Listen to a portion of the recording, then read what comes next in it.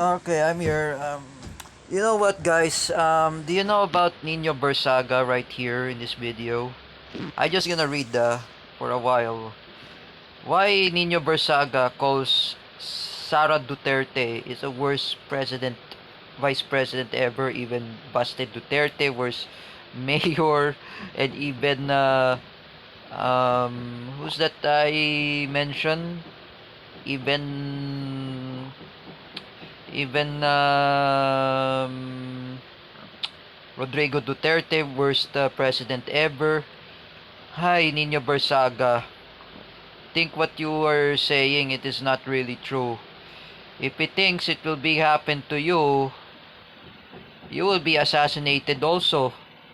Because you know the Dutertes are really mafia. Just like I was mentioned by J. Rick Silva, Joseph Maspinas.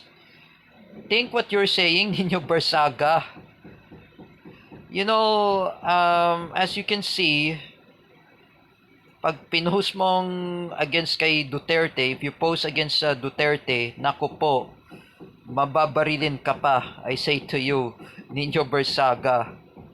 Because there's lots of hitmen are Duterte. Oh, it's not good to post that. For me, when you post in YouTube or in Facebook, Nino Bersaga or in TikTok, think before you click.